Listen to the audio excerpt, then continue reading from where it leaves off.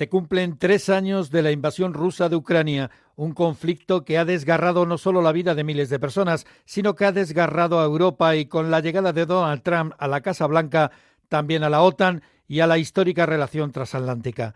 Trump tenía a Vladimir Putin como dirigente modelo y en este primer mes en el despacho Oval, pues no ha cambiado de opinión.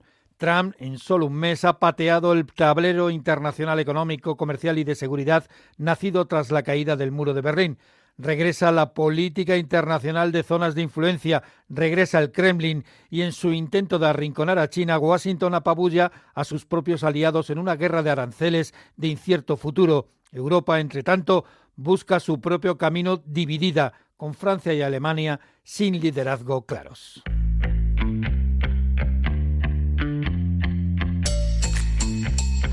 La mirada económica. Con Ignacio Rodríguez Burgos. Una mirada inquisitiva, reflexiva y divulgativa a la realidad económica del momento. La guerra de Ucrania dura ya 3 años, 3 años de bombardeos rusos sobre el país del este europeo.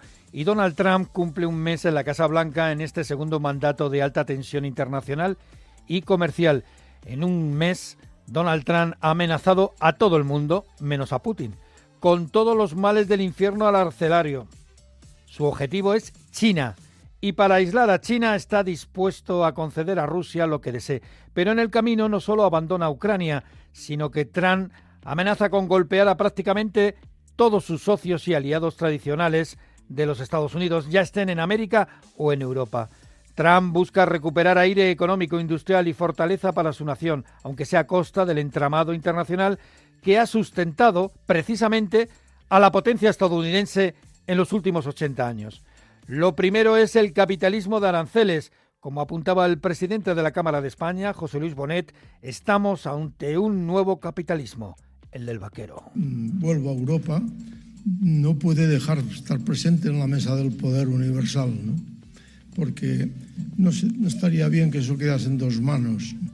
Dos manos, además, son dos capitalismos, el uno dictatorial y el otro de cowboys, que tienen sheriff y todo, sí, sino que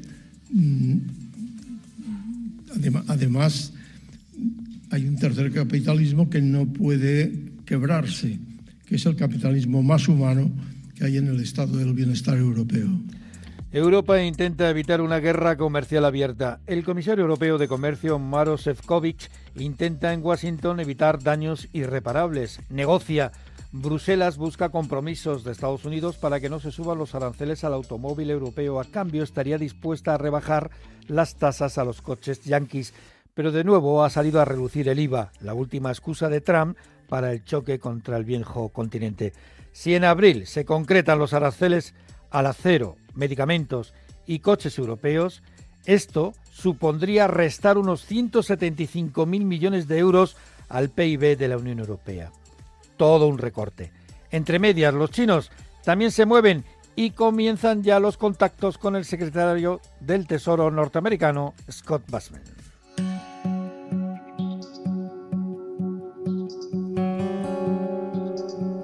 Una visión más profunda.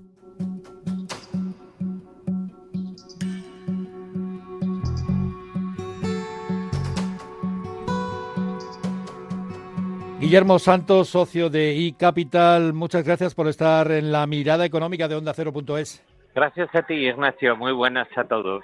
¿Cómo se podría definir el primer mes de este segundo mandato de Donald Trump en la Casa Blanca? Pues mira, la definición es que la sorpresa es lo que ha reinado, porque el ruido arancelario lo esperábamos y las idas y venidas, pero la última fase que conocemos todos ligada a su intervención en la teórica pacificación en el conflicto entre Rusia y Ucrania está siendo absolutamente sorpresiva y llena, vamos a decir, de accidentes políticos, diplomáticos, a los cuales Europa asiste como convidado de piedra, pero que vamos a ver cómo finalmente tienen un desenlace.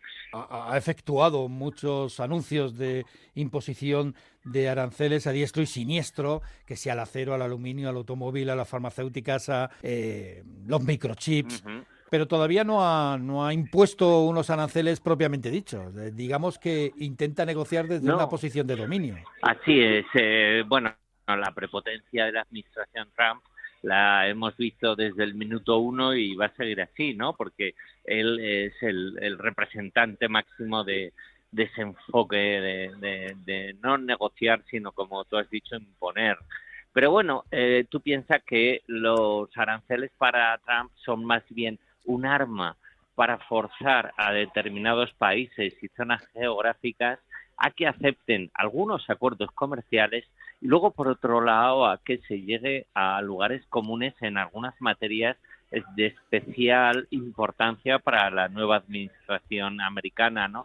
Y me refiero, por ejemplo, a temas de inmigración, me refiero a temas ligados a las famosas tierras raras y me refiero también al tráfico de drogas y entrada en Estados Unidos de algunas sustancias de lo cual se acusa a algún país especialmente, como sabéis, a México principalmente, y todo ello con China siempre revoloteando, ¿no? Que es el enemigo para mí número 1 de Trump, que realmente es el país al que sí que se le han impuesto aranceles nominalmente y en la práctica ya, pues todo ello lo juntas y su efecto en el PIB global y PIB de los países es reducido por ahora.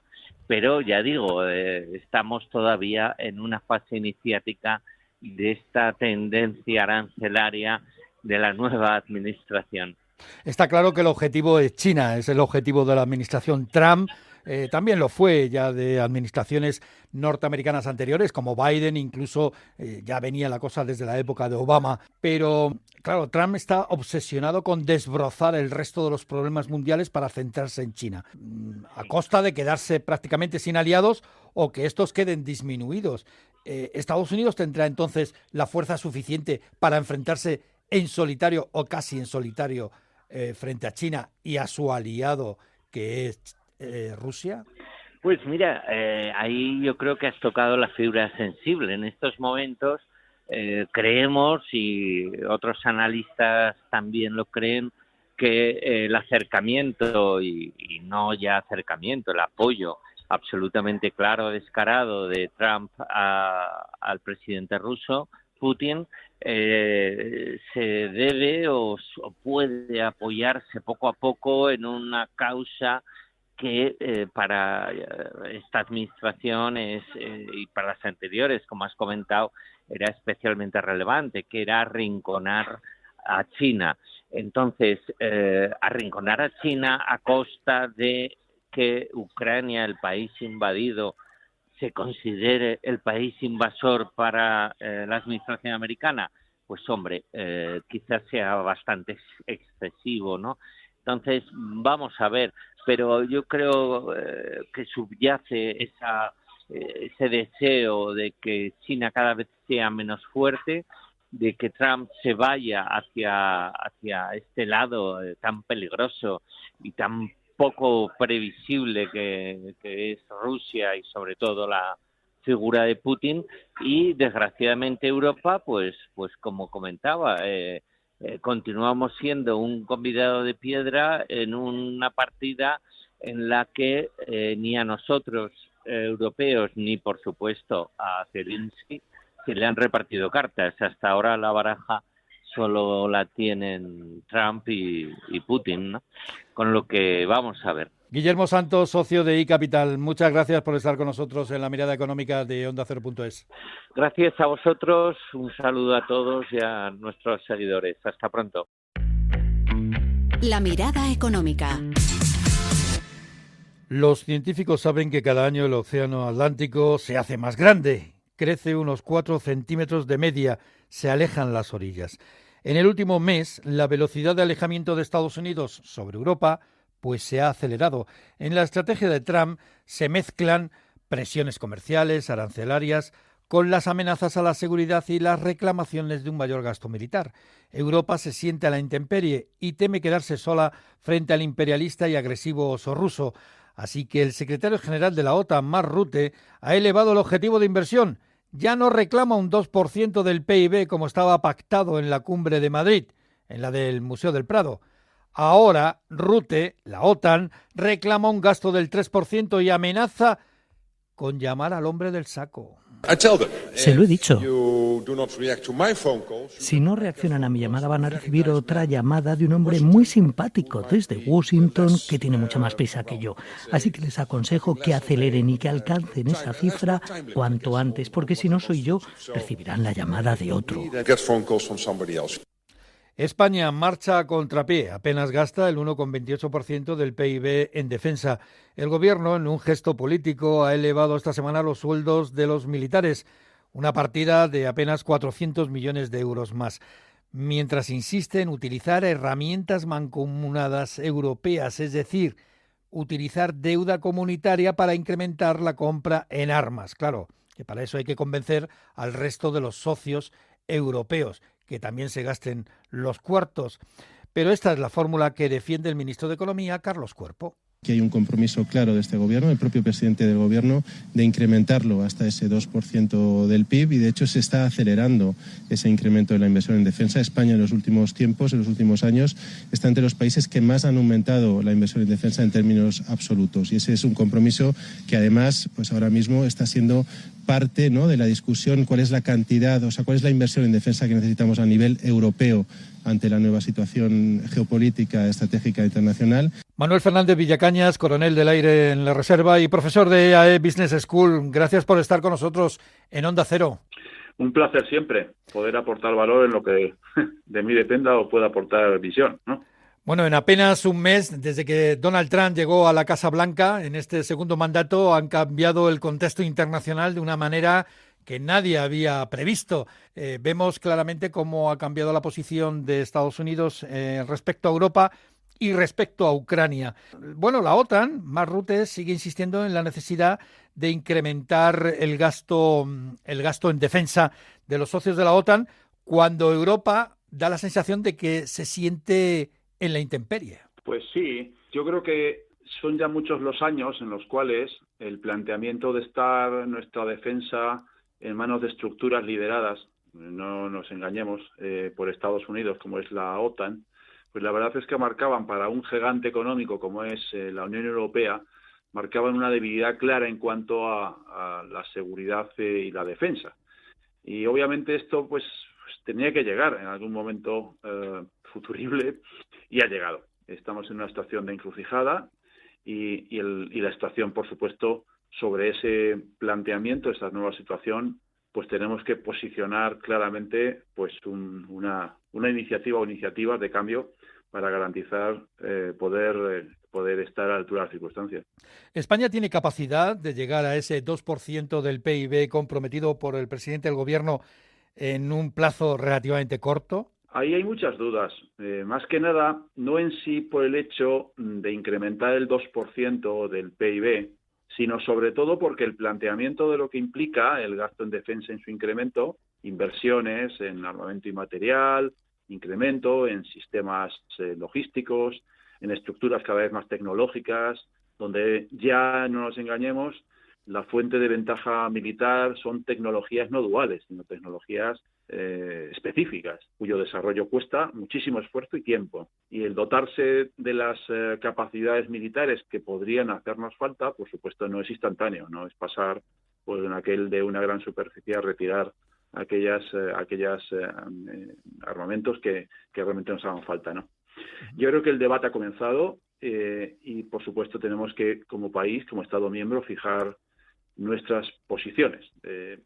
Para mí se me antoja que la pregunta más importante que cuánto gastar es preguntarnos, en primer lugar, en qué tenemos que gastar y, por supuesto, en cualquier caso, plantearnos como orientación el gastar mejor. ¿Debemos gastar juntos todos los países de la Unión Europea? ¿Es necesario que planteemos soluciones que nos permitan, tal y como se hizo con la pandemia de COVID-19, plantear soluciones integradas en cuanto a la adquisición? o es mejor hacerlo por separado? ¿Debemos fortalecer la industria de defensa europea con desarrollos a medida nuestros, o es mejor comprar prácticamente en el mercado internacional, sobre todo el norteamericano, que es el que tiene quizá las mejores soluciones?